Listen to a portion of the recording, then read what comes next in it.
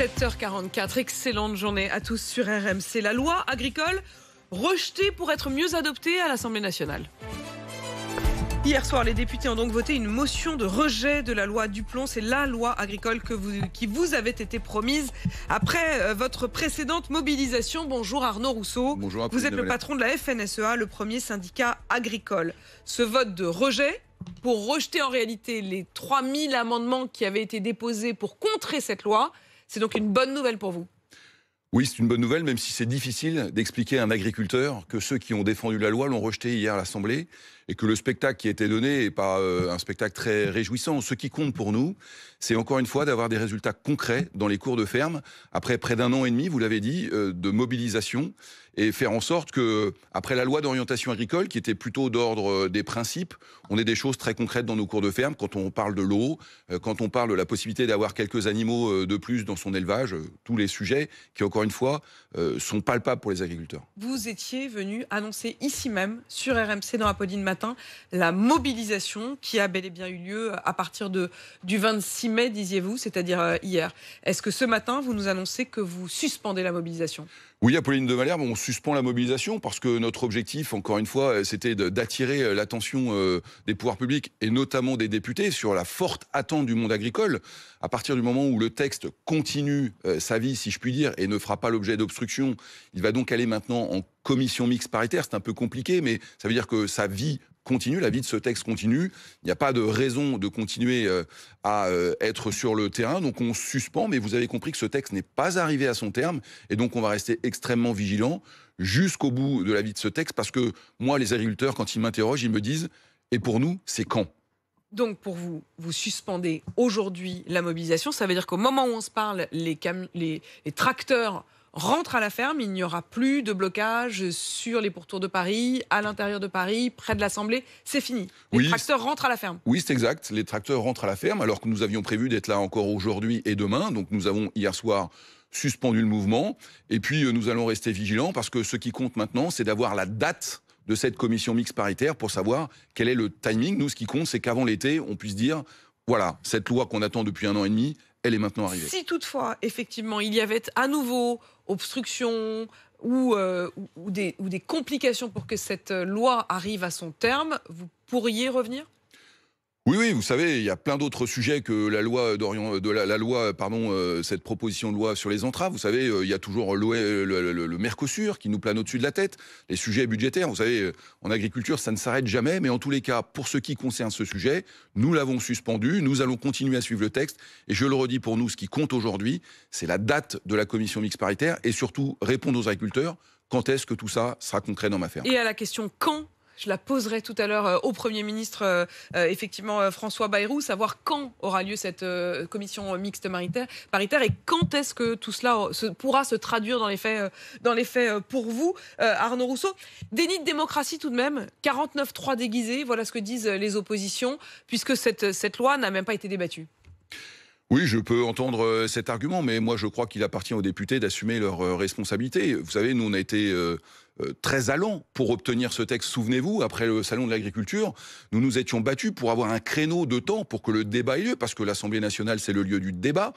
Et à plusieurs reprises, ce temps avait été repoussé. Nous avions réussi à obtenir du gouvernement 5 jours de débat. Et c'est vrai que jeudi dernier, quand on a observé que 3500 amendements avaient été déposés, c'est énorme. Et ça nécessite, selon les spécialistes, de l'ordre de 3 semaines de débat, ce que nous n'avions pas. Et notre crainte, c'était que finalement, au terme des 5 jours, il ne se passe rien. Et vous comprenez que quand on vous a fait des promesses depuis un an et demi et que vous sentez qu'au terme du débat, il ne se passera rien, ça n'était pour nous pas acceptable. Sur le retour notamment des néonicotinoïdes, alors certes de manière très encadrée, dérogatoire, et ce sont des néonicotinoïdes qui ont été réautorisés par l'Union européenne jusqu'en 2033, donc ça ne déroge pas du tout à ce que décidait l'Union européenne, mais vos opposants, ils disent qu'au fond, vous n'êtes pas tellement un agriculteur, vous êtes surtout un lobbyiste industriel. Qu'est-ce que vous répondez à ça ? ça? Mais écoutez, d'abord, moi je leur réponds que ça n'est pas une demande d'Arnaud Rousseau, c'est une demande de la profession complète, et notamment des producteurs de noisettes, de pommes ou de betteraves qui disent aujourd'hui, moi en France, je ne sais plus produire, et on le fait en Allemagne, en Italie et en Espagne. Et donc, qu'en tant que président de la FNSEA, je porte cette ambition de la production pour continuer à produire et nourrir en France, ça me paraît important. J'ajoute à Pauline de Malherbe que nous, on est très sensibilisés sur les questions environnementales et on ne veut pas faire n'importe quoi. Et donc, on a aussi besoin que la recherche et l'innovation nous aident à progresser. On a fait d'énormes progrès depuis 20 ans. On veut continuer à le faire pour que les Français, dans 10 ans, dans 20 ans, aient une alimentation française dans leur assiette qui est une des plus durables au monde. C'est ça qui est important. Pour vous, l'enjeu, c'est la souveraineté? Oui, bien sûr. Vous savez, on importe énormément, de plus en plus. On va devoir attirer beaucoup de jeunes agriculteurs. Il faudra qu'ils gagnent leur vie. Or, pour ça, il faut qu'on produise de manière raisonnable, de manière encadrée, de manière responsable. Et c'est le cas aujourd'hui. Mais il faut encore qu'on ait ces moyens de production, parce que sinon, on dépendra d'ailleurs. Et ça nous mettra en risque. Est-ce que vous n'avez pas l'impression aussi qu'avec toutes ces alertes lancées notamment par vos opposants, les Français finissent par être inquiets de ce qu'ils mangent? Oui, je crois qu'il y a un peu de panique parfois dans l'assiette, et certains jouent là-dessus, mais moi je voudrais leur redire. Vous avez Sandrine Rousseau hier, qui n'est pas votre sœur, hein, c'est pas parce que vous appelez Arnaud Rousseau, Sandrine Rousseau, la députée écologiste, qui dit au fond que c'est une manière d'encourager quasiment la multiplication des cancers. Qu'est-ce que vous répondez à ça? Non, mais franchement, enfin moi je trouve que ça n'est pas sérieux. Le produit qu'on utilise, il est homologué au niveau européen par des scientifiques à l'EFSA. Moi je ne suis pas compétent pour juger de ça, au même titre que quand je vais chez le pharmacien et que j'achète un médicament que m'a préconisé mon docteur, je ne suis pas compétent. Donc attention avec ça. Nous, on constate qu'il peut y avoir aujourd'hui un certain nombre de sujets de santé publique. On est les premiers à les utiliser, donc on ne fait pas n'importe quoi. Mais en revanche, on a besoin, pour soigner nos plantes, pour soigner nos animaux, d'un certain nombre de produits qui sont homologués. Et ce produit qui est utilisé, l'acétamipride, vous l'avez dit, en Allemagne, en Italie, il n'y a qu'un pays en Europe où il n'est pas utilisé, c'est la France. Ne nous mettons pas dans des impasses. Maintenant, je le dis, continuons la recherche et l'innovation pour faire mieux demain, mais ne faisons pas peur aux Français. La qualité de l'assiette française est une des plus élevées au monde. Merci Arnaud Rousseau, patron donc de la FNSEA, premier syndicat agricole. Et c'est donc sur RMC que ça se passe. Vous étiez venu nous annoncer il y a quelques semaines la mobilisation. Vous nous annoncez donc ce matin, au micro d'Apolline Matin, que vous suspendez la mobilisation agricole. Il est 7h51. Bonjour Aurélie Trouvé. Bonjour. Aurélie Trouvé, vous êtes députée LFI de Seine-Saint-Denis. Vous êtes aussi la présidente de la Commission des affaires économiques à l'Assemblée nationale. Tout à l'heure, 8h20, dans un peu plus de 10 minutes maintenant, je recevrai le Premier ministre François Bayrou. Hier, motion de rejet votée à l'Assemblée nationale sur la proposition de loi agricole. Il faut bien expliquer les choses. Ce sont les députés du socle commun, c'est-à-dire censés être ceux qui devraient défendre cette loi, qui ont voté contre cette loi, cette motion de rejet, parce qu'ils veulent échapper aux 3000 amendements que vous avez déposés, LFI et les écologistes. Qui a fait obstruction dans cette histoire? Alors d'abord, c'est une forme de 49-3 qui vient de se passer. Pourquoi?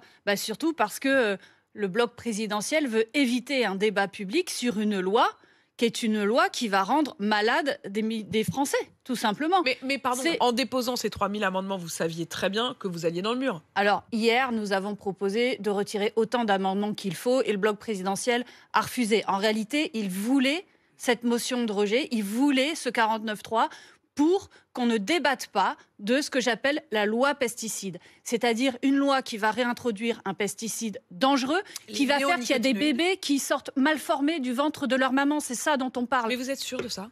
Eh bien sûr, il y a des dizaines d'études scientifiques qui prouvent qu'il y a des risques très élevés de cancer, de maladies graves. Ce que vous dites est très grave. C'est-à-dire vous dites, au fond, que les députés hier seront responsables de fœtus mal formés.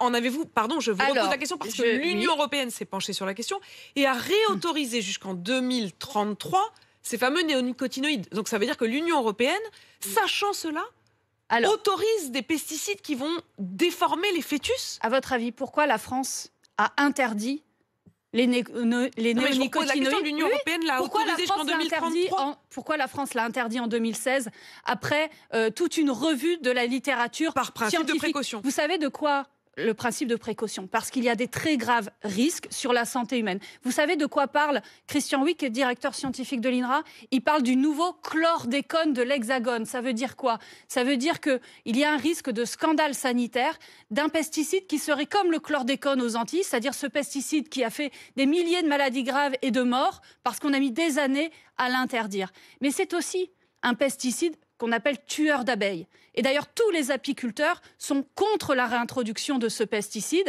parce que ça tue massivement, ça risque de remettre en cause la pollinisation des abeilles. Or, les abeilles, vous savez, c'est la pollinisation de la plupart des plantes que l'on mange. J'entends tout ce que vous voulez. J'ai juste une question, parce que c'est très grave. Mhm. Est-ce qu'on peut dire aujourd'hui, oui ou non, que la réintroduction, au niveau d'ailleurs européen, puisqu'aujourd'hui l'Allemagne, l'Espagne, l'Italie utilisent ces néonicotinoïdes, sont responsables aujourd'hui de malformation des fœtus? De risques très importants de malformation des fœtus, oui. Et ce principe de précaution, il est dans la Constitution décidée par Jacques Chirac en 2007. Et c'est là-dessus que s'assoient le président de la République et le Premier ministre si jamais cette loi est mise en œuvre. Et moi, je considère que c'est une loi trumpiste qui remet en cause les résultats de la science. Et ça qui est très... Et je le dis aussi, il existe des alternatives. Évidemment, il y a des filières en difficulté. Je pense aux noisettes, par exemple. Mais on peut faire autrement. Il y a des alternatives qui émergent, d'accord?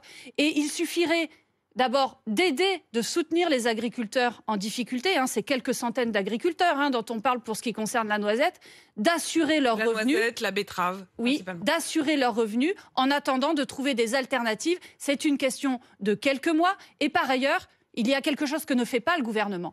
C'est interdire les importations de produits interdits en France. Il suffirait aujourd'hui de dire, les noisettes traitées ainsi ou les betteraves traitées avec des néonicotinoïdes, elles rentrent pas en France. Mais vous connaissez la loi. Vous connaissez parfaitement la loi, Aurélie Trouvé. Ces noisettes, elles ne sont pas faites au bout du monde. Elles sont faites par nos voisins allemands, italiens, espagnols. Vous n'allez pas interdire en France des produits qui viennent de l'intérieur de l'Union européenne. Si, c'est tout à fait possible. Ça s'appelle la clause de sauvegarde. On l'a fait, par exemple, sur un autre pesticide qui s'appelle le diméthoate sur les cerises il y a une dizaine d'années. Donc, c'est tout à fait possible. C'est une question de choix politique. Et donc, oui, une autre agriculture est possible. Il faut s'en donner les moyens. Il faut protéger les agriculteurs et les soutenir. Mais cette loi fait précisément l'inverse. Cette loi, c'est vraiment une capitulation, une résignation, alors que la transition écologique est absolument nécessaire. Non, on ne doit jamais reculer pour la santé des Français. Avez-vous une date pour la commission mixte paritaire? A priori, pour l'instant, elle avait été prévue début juillet, donc j'imagine qu'elle aura lieu dans ces eaux-là. Elle aura lieu début juillet. Une loi trumpiste, dites-vous. Je poserai la question dans un instant à François Bayrou, qui est donc mon invité, le Premier ministre. Aurélie Trouvé, merci à vous. Merci à vous. Vous êtes députée La France Insoumise de Seine-Saint-Denis et présidente de la Commission des affaires économiques à l'Assemblée nationale.